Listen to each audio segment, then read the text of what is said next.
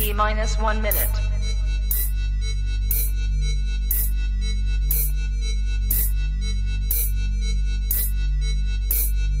T minus 50 seconds.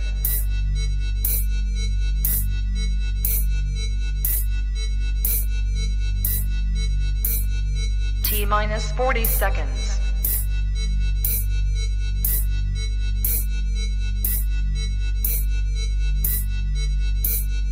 T minus 30 seconds.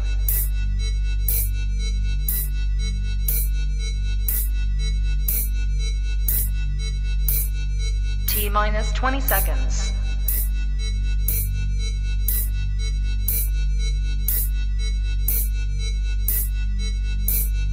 Ten, 9, 8, 7, 6, 5, 4, 3, 2, 1, 0.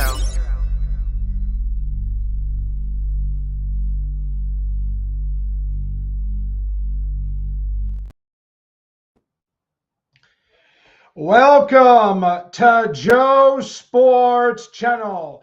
Ladies and gentlemen and boys and girls of all ages, it is December 15th, Friday, 1:55 p.m. Eastern Time, and I hope all the wonderful and fantastic Sexy Pinata Boonie believers all out there are having a fantastic afternoon and especially a morning. Folks, you see the title, JB Joe Boonie speaks with the one and only World Series champion, Mr. Gregg Zaun. Let's welcome Gregg Zaun on the Joe Sports Channel. Finally, we get to see some video of this beautiful, sexy pinata, Gregg Zaun. Good afternoon, Gregg. Good afternoon, and I'll tell the viewers the same thing. I mean, I'm in the T-Mobile store, so my phone was a brick about 30 minutes ago. Hopefully, it won't short out again while we're on air, and then I can get it fixed afterwards. But just letting you know, I'll be here as long as this doggone thing will let me. Hopefully, we can get this 15, 20-minute interview ready and going. Listen, Gregg, finally had the opportunity to speak with you on the phone, audio. Now you're on video.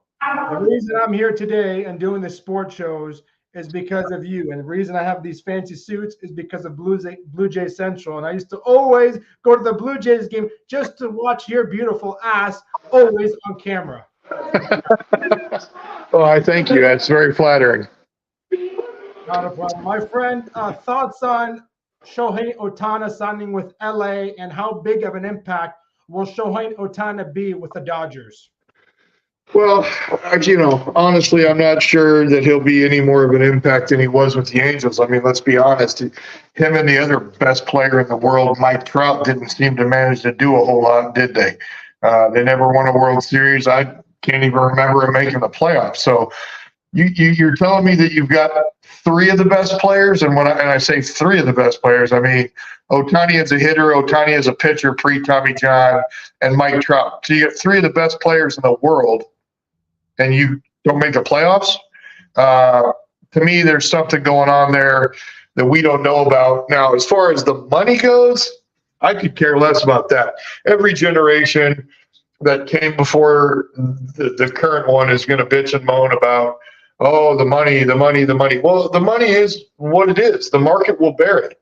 And I think Ohtani's crazy for deferring 1 cent of that money. If I'm him, I'm trusting my financial advisors. I'm getting every single dime I can get, and I'm putting it in my bank account. I'm not leaving it in the Angel or the Dodgers bank account. I'm taking all that money. I mean, if I want to defer something, maybe $2, $3, maybe even $5 million a year defer. Give them an opportunity to sign a couple other players, or maybe even 10. But definitely not going to defer all that money. I want it in my bank account versus theirs. He earned it. He's literally the guy that you would grab if they had like a full-blown, no-holds-barred expansion draft, and you were going to take the first pick in the draft. You're getting two players for the price of one. He's an all-star on both sides of the ball pre-surgery. He's an all-star pitcher if you take away his bat, and he's an all-star bat if you take away his arm as a pitcher. So, I mean, that being said, why wouldn't you pay that guy that kind of money. The market will bear it, and I ain't mad at him. I'm happy for him. Get that money, dude. It's funny because back in 2022, his salary was $5.5 million US. In 2022, you go from a $5.5 million salary into something that is beyond reality, $700 million. I really believe this might hurt the Dodgers in the future. It could, but see, you don't know where the game's going to go. When I was playing, it was a $4.5 billion industry. Being a part of the union and special committees, we got a chance to look up the owners' skirts, see what their real finances look like. Man, when you're an owner of a baseball club, you're not losing money, especially when it comes to competitive balance taxes and whatnot. I mean, there's teams out there that are clearly not trying to win. They don't put any money back into the ball clubs, and yet they still seem to make a few bucks every year. The Yankees, let's look at them. I think their television contract's like $800 million. They could probably close Yankee Stadium and still turn a profit just from their television deal. The Dodgers probably not as lucrative as the Yankees television deal, but hey, it's LA. They're making piles. They're a unique situation where they own the parking lot. And if you've ever been to Dodger Stadium and you see the money they're charging per car to come into that place, and then you couple that with the fact that they're doing all the concessions and the television deals, and Los Angeles Dodgers are the Los Angeles Dodgers. They're gonna sell some merch. Nobody's hurting for money in the game. Trust me when I tell you, it's gone global, and it's going to continue to go global. I mean, last time I just heard they just started a pro league in Dubai. It's a global game. So don't worry about the Dodgers going broke. It's not that I worry about them getting broke, but where do they get this money from to afford these players like $700 million? Is it on the stadium price tickets? Is it on the merch? What is it exactly that these guys can get $700 million? Well, it's a combination of both. And let's be honest, it's not $700 million in 1 year. It's 70 a year. And he deferred, according to news sources, he deferred 68 of it per year, which I think is absolute insanity. But they can afford $70 million a year. There's no doubt about it. But, and then you add the competitive balance taxes that they probably have to incur. Trust me, they're not hurting, man. Those guys are probably generating $500-600 million a year, maybe more. So for them to have to pay one guy $70 million, even if they had to pay it out in 1 year, they're fine. So what's their payroll going to be now? 225 million? I don't know. I hadn't looked at the Dodgers payroll in a while. 230 to 245. They can handle it. Trust me. If you're pulling down 500, you're good. And that doesn't even count all the other stuff that they're doing. The merchandise, the parking, the concessions, television contract. I mean, these people are rich for a reason. They're not stupid. They know what they're doing. They did the math. They didn't just haphazardly throw $70 million at Ohtani. And he is, in my opinion, he's two players in one. So he's definitely worth every penny, in my opinion, especially given the fact that you are looking at an industry that's probably going to be generating over $10 billion a year now.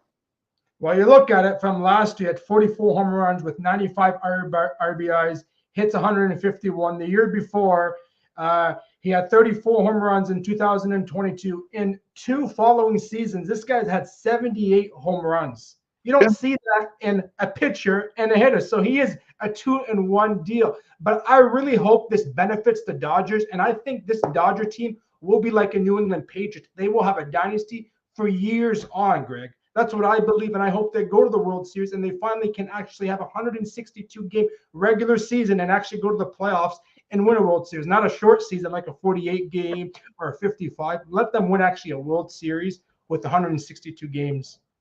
Well, they're definitely my favorite team. I grew up 9 minutes from the stadium, so I'm all for it. I don't care. Go Dodgers. That's all I care about. It's one of those things where you're going to see the salaries explode. There's periodically there's some stagnation, and then boom, all of a sudden a guy like Ohtani comes along and he takes it to a whole nother level. A-Rod was the guy before him. $250 million contract. Everybody thought that was insanity. Now you're looking, if a guy was making, most starting pitchers, the Scherzers, the Verlanders of the world, they're all making $30 or $40 million a year. So it makes A-Rod's $25 million a year contract kind of a pittance. Look at the market back then, it was a lot different too with the money dollar too, right? Well, when you compare Ohtani's contract to everybody else in the league, now all of a sudden this market's going to get stretched.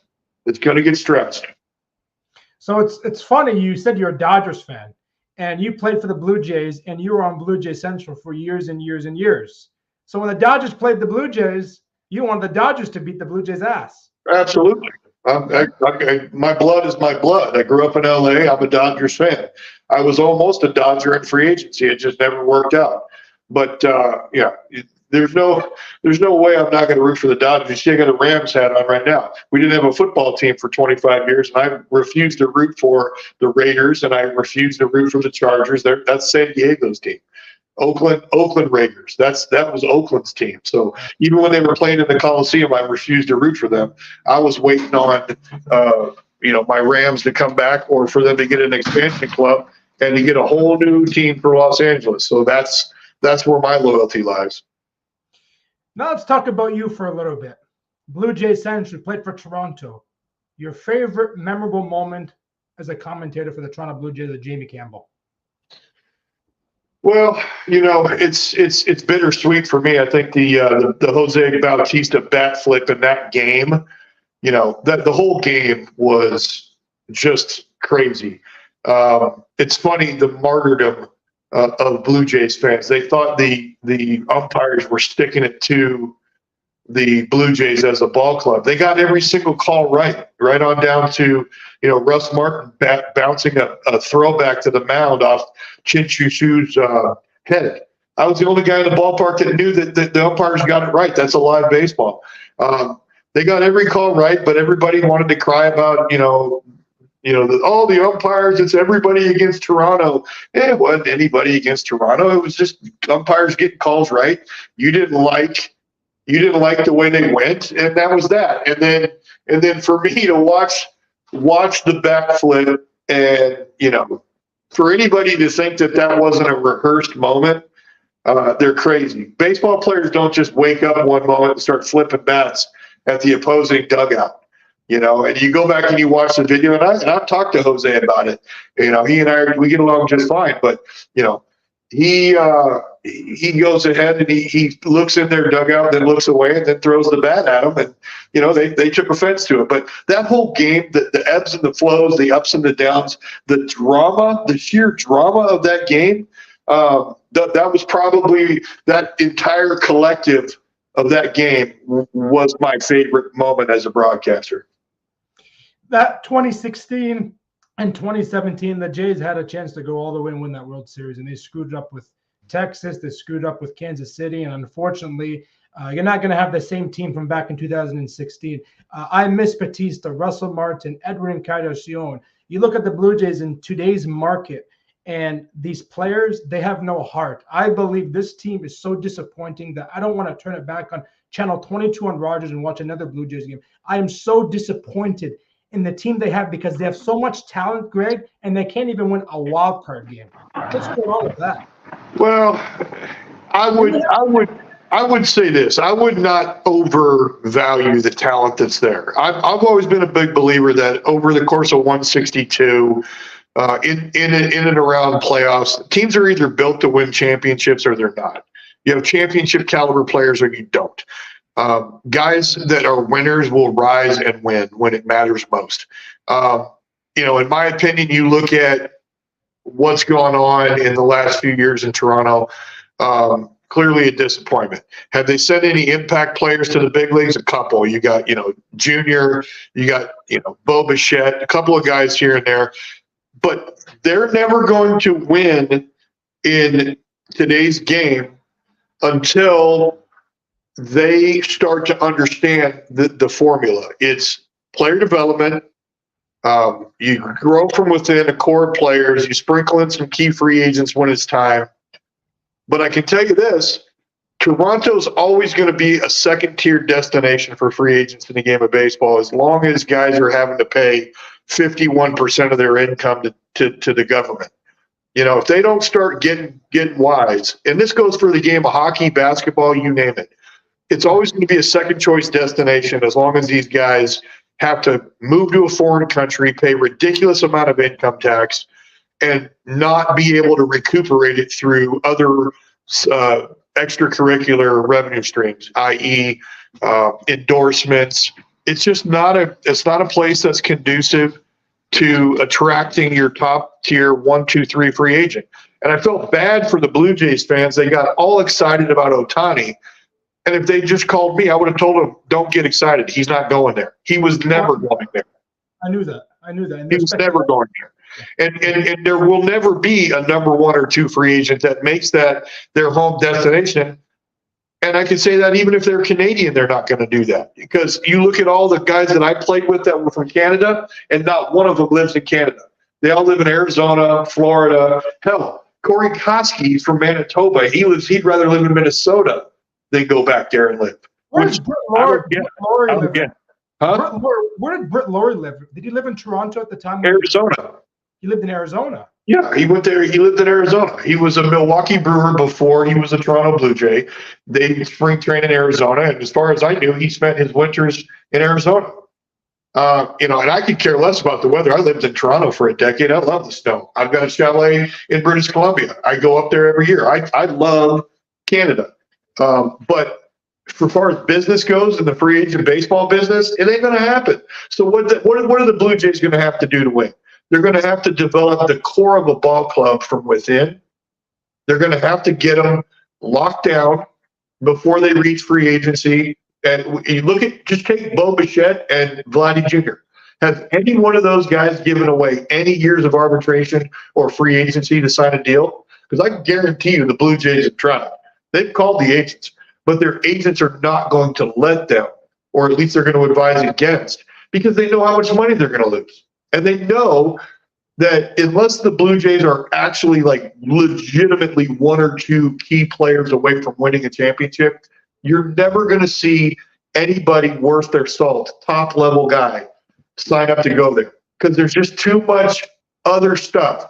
Taxes. You're not going to be a first-time free agent and say, "Oh yeah, you know what? I'm going to buy a home in Toronto. I'm going to do that. I'm going to put down roots in a foreign country when I'm from Texas, and I'm going to go, instead of going home and living, not paying any state income tax, living in my home state. Like it's an impossibility." It's the example with Kawhi Leonard. Toronto gave him everything in the world to stay in Toronto. What did he do? He left to LA, and he had everything in the world. Like, he could have been a superstar. I'm not saying he's not a superstar, but he could have been the biggest superstar in Toronto till today. 1 year, won a championship and left. And I was so disappointed in that year, that following year after he left, because I thought this is finally Toronto's superstar, like a Matt Sundin, like an Austin Matthews. They need that one key player, and it was Kawhi Leonard. Yeah. Toronto. Well, I mean, you bring up hockey, it's the same thing. I mean, first of all, the deal that they have in place with all the different taxes and profit sharing and salary caps. I mean, how on earth are the Toronto Blue Jays the Toronto Maple Leafs not the New York Yankees of the NHL? They should be able to buy all the best players, but they'll never be able to do that as long as the government up there isn't going to make concessions to bring in top-level athletes and give them tax breaks. You want to be attractive? Don't charge them any tax. And everybody's going to say, well, they should pay their fair share of taxes. Well, should they really? Because at the end of the day, you've got 25 guys on a big league roster. How many people are employed in that stadium? How much money do those 25 players generate with tourism, ticket sales, merchandise, etc.?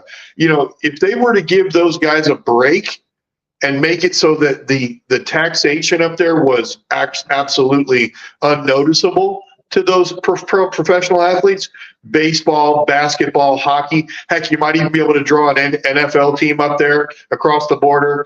But there's going to have to be concessions made, because at the end of the day, it's a foreign country, and there aren't a whole lot of guys like me who want to live there. It's funny you say that, because they do take a lot of taxes, 13% in Ontario. So for Ohtani's contract for 7 years, $700 million, does he get that guarantee, or he has to pay some tax to the government as well? No, he's going to pay tax. I mean, I can tell you right now, having grown up in California, he'll pay, I mean, minus the deductions, and I'm sure he's got clever accounts. It's going to be a 38% federal income tax, probably followed by, 10 to 12 California.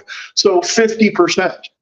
And Ontario's 51% above a certain number. I think it's in the $100,000 range. $100,000, something around there. Yeah, somewhere in there. So you're looking at basically his entire salary is subject to a 50% tax rate.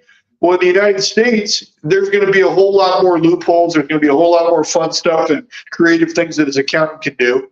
Also, he's going to have an enormous opportunity in LA, in the United States, to supplement his income with endorsements. And the Japanese American population in Los Angeles is enormous. So the popularity, I go back to when Hideo Nomo was pitching for the Dodgers. The Japanese fan base came out in droves to support him, to support the ball club. And the Dodgers became the #1 MLB team in Japan at that point. And you're talking, like I said, the game's gone global. Ohtani is going to transcend borders with regards to, I mean, he already set a record for the most jerseys sold in a 48-hour period. It's incredible the impact that guy's going to have. He's going to have a way bigger impact, because California has exactly the same population as Canada, basically. Same population, same politics, I'm told. I don't live there anymore, but whatever. It is what it is. But so you're basically talking about him being impactful for a state that's as big as the entire population of Canada. So there's a heck of a lot more impact going on there. Well, for sure. And I love what he said, joining the Dodgers after putting this jersey on. I want to win championships, not champion. He wants to win championships. And I think this guy will win at least 2, 3, maybe even more if the Dodgers can stay healthy. And as long as they can all be fit for that club, Yeah, you'd be surprised what goes into it. Like I said, I don't know Ohtani at all. I've never been in a clubhouse with him. I don't know what kind of guy he is. I don't know Mike Trout. But you got to ask yourself, how on earth do those two guys share a locker room? And I'd say, and really what I mean is 3 guys, because Ohtani, he's on both sides of the ball. How on earth do you have those 2 guys on one roster and never do a thing? Not even make the playoffs, not even win 70 games. What's going on there? There's something going on. Something not right. Something not right. Like I said, I don't know these guys. I'm not going to say they're not winning players. On the surface, they seem like good dudes. Trout always seemed like a good dude. Grinder, tough kid from Jersey. Ohtani just goes out and puts up numbers. Even if he was a selfish guy, even if he was bad in the clubhouse, and I'm not saying he is, but even if he was, you don't care because he's putting up numbers. It was like Manny Ramirez. He's a big old goofball, but when he's hitting, 300, driving in 125 a year, you didn't care what kind of goofball he was because everybody else could be normal and just let Manny go out and put up numbers, driving runs. Yeah. We got a few minutes left. I have a couple questions to ask you. What's the relationship with you and Jamie Campbell? Are you guys still in contact? Oh, yeah. Talked to him about half hour ago, actually. Yeah. He and I are still very good friends. My last trip to Toronto, I stayed with him at his place. Jamie's been a huge support of mine, since things, unraveled at Sportsnet. And we've never stopped being close, dear friends. And, I would imagine, we always will be. I mean, we were friends outside the studio. We spent a lot of time vacationing together. We go to Grey Cup every year together. I've watched his kids grow up. He's a dear friend of mine. And at the end of the day, I'll never forget the fact that I was his choice as analyst for Blue Jays Central. He's the reason why I ended up back in Toronto doing television full time, because he's the one that picked me back in 2006 to be the postseason analyst for Blue Jays Central during the postseason. So that's on him. Come back to Toronto. We need you. We need you. You need to come back to Blue Jay Central. Well, that's something that I can't imagine will ever happen. I'm willing to forgive and forget. I'm willing to take ownership of the role that I played in my own demise. You live and you learn. I made some mistakes while I was there. You know, I allowed some things. I allowed some things to happen that should not have happened in the workplace, and some conversations to wander into places they didn't belong. That's on me. You know, I had a different level of responsibility and accountability. I didn't realize it at the time. I do now. But you know, like I said, water under the bridge. I'd be willing to come back any day. Listen, I believe in second chances for anybody. Well, so do I. So do I. My biggest thing is just getting an opportunity to apologize and hopefully move on, which is hopefully going to come to happen one of these days. I'm a believer that God does things for you and not to you. So we'll see what the answer is. Sure. We got Kevin from Saint Ste. Marie wonders what's Gregg's favorite snacks were in the dugout while playing for the Toronto Blue Jays and as a commentator. Well, I didn't eat much during the game. I was too wound up, mostly just chewing tobacco and sunflower seeds. You know, in the studio, honestly, by the time I retired, I had changed my fitness routine quite a bit. Mostly just a protein bar. Very simple. I'm not much of a snacker, to be honest with you. If I was going to be a snacker, it would be something salty, probably a chips and salsa or a bowl of nuts. Interesting. Do the Yankees and Dodgers make it to the World Series? The Yankees have a lot of work to do. I haven't really looked at that roster. I watched them play last year quite a bit. They need some help at the hitting coach position. They need to overhaul their approach. They went all in on the launch angle thing, and they did a lot of swinging and missing. And in that ballpark, it's cheap as hell. Football play. Oh, it's cheap. It's so cheap. It's cheap as hell. I mean, it's fairly legit in center field, but every ballpark's cheap nowadays with the juiced baseballs. They are juiced. You'll never convince me otherwise. The balls are juiced, and I prove me wrong. Tell Rawlings in Major League Baseball to prove me wrong that the balls are juiced. And also, by the way, try to explain to us why they were sending even more turbo juice balls to Yankee Stadium when Judge was on the 61 homer tear. They proved it. It's a fact. They were sending special balls to Yankee Stadium. Oh, yeah. Oh, yeah. I haven't heard anything. This is the first. Oh, my God. That's a well-known fact. They tested the balls that were being sent to Yankee Stadium during Judge's 61 home run season, and they were even more juiced than the rest of the balls. Look, you can look it up. You're saying Aaron Judge is taking some juice. No, I'm saying that the balls were. That's what I'm saying. The balls were turbo. So I'll give you an example. So like when I was playing, the home run derby balls at the All-Star game they were wound up really tight because they wanted balls to fly out of the home run derby. So I remember Sammy Sosa at the All-Star game hitting them up where the slide was. You don't see that happen in normal batting practice. But because the balls are juiced during the home run derby at the All-Star game, they're flying almost out of the stadium. The Major League Baseball players are playing regular season baseball games with those balls, those super juiced balls. Ask the pitchers how tightly wound they are, how low the seams are, how much further they're flying.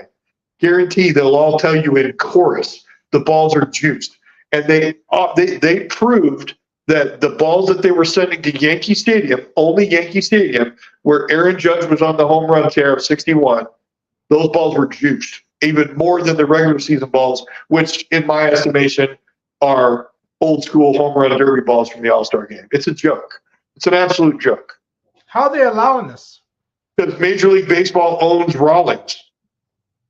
They bought the ball company. And the year they bought the ball company, the home run total in AAA went up 40% in 1 year. Because all they did was put Major League Baseballs with AAA logos in the league. You're telling me that the AAA players got that much better in one offseason? No way. So crazy somewhere else. We're all stocked up here. The balls are juiced because they don't let the players do it anymore. Interesting. I never heard that. I've never heard it, so I got to look into it. And I watch a lot of baseball. I've never heard that. Juicing the ball in home run, especially Aaron Judge. You'll find it. It's out there. It's out there.